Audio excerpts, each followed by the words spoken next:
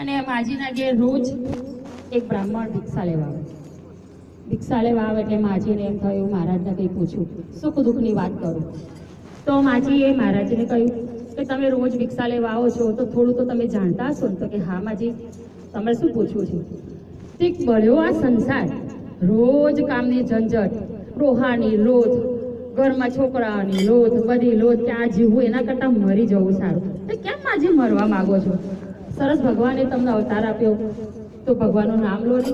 તો કે ના, બસ હવે મારે મરવું જ છે. પણ કે મને તમે એમ કહો કે આપણને યમ રાજા લેવા આવે, ભગવાન પોતે લેવા આવે, કોણ લેવા આવે? આપણે મરી જઈએ એટલે પણ લેવા કોણ આવતું હશે? તો કે છે માજી એ મહારાજને પૂછે કે આપણે મરી જઈએ તો કે લેવા કોણ આવે? તો મહારાજે કહ્યું કે લેવા તો આપણને યમ રાજા આવે, જેવા કર્મો કરો તો ભગવાન પોતે પણ લેવા આવે, યમનો પાડો લેવા આવે. તો કે યમનો પાડો હોય, કેવો પાડો હોય? તો કે પાડો યમ રાજાનો પાડો હોય, આપણને લેવા માટે આવે. તો માજી કે એવું હોય છે? તો માજી તો રાતે સૂતા હતા અને યમનો જે બાજુમાં ભેંસ રાખતા હશે તેમનો પાડો રાત્રે છૂટી ગયો. પાડો છૂટ્યો અને માજી તો બાર ખાટલામાં સૂતેલા હતા. જઈને ખાટલાનો ખાટલે આવીને પાડો આવીને માથું હલાવતા કે ડોસી માથો ખોલ્યા માજી. અલ્યા પાડા કે મને નહીં, અંદર ડોહો બેઠો એને લઈ જા. મારે તો હજુ જીવવું છે. એટલે કે માજી સવારમાં તો તમે કહેતા હતા કે મારે મરી જાઉં. આ તો કે પાડો આવ્યો, તમને સાચું શું લાગ્યું? કે મને તો સાચું લાગ્યું કે યમ રાજા મને લેવા આવ્યા, પણ કે મારે તો જીવવું છે. એ તો હું ખાલી કહેતી હતી. આ તો અંદર ડોહો બેઠો, ડોહો લોહી પીવો, એને લઈ જા. એવી રીતે એક બીજા પણ માજી હતા. માજીને કેવા એવા માજી એવા જબરા કે એની ઘરમાં છોકરોની છોકરાઓ વહુ રહેતા હતા. તો વહુનો શીરો ખાવો પણ માજી ખાવા દે નહીં.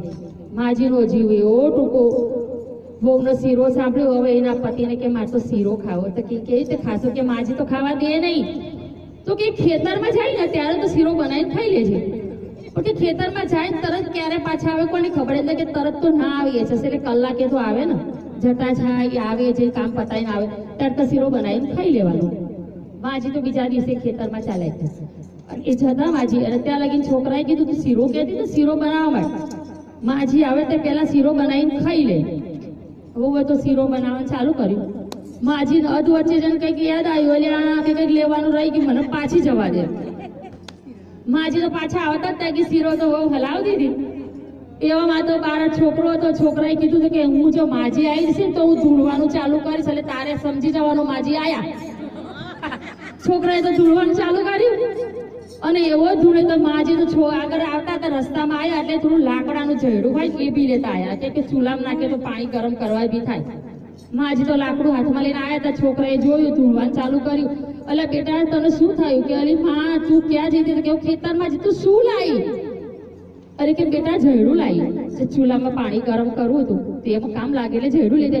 તું પાછું મૂક્યા હતું ત્યાં લગી મારું ધોવાનું બંધ નહીં થાય. તું પાછું મૂક્યા અને ત્યાં લગી તો છોકરો બોલે છે તું એને વહુને કે તું લપકાય, તું શીરો લપકાય, અને એક બાજુ કહે છે તું પાછું મૂક્યા. માજી તો લાકડું લઈને જ્યાં બાપ મારો છોકરો ધૂણે, મારા છોકરાને શું થઈ ગયું? કે માજી તો દોડ્યા, જ્યાં પાછું મેલવા છે અહીંયા જ્યાં ત્યાં લગી તો છોકરાને હોવે તો શીરો ખવાઈ ગયો, વાસણ ઘસાઈ ગયા.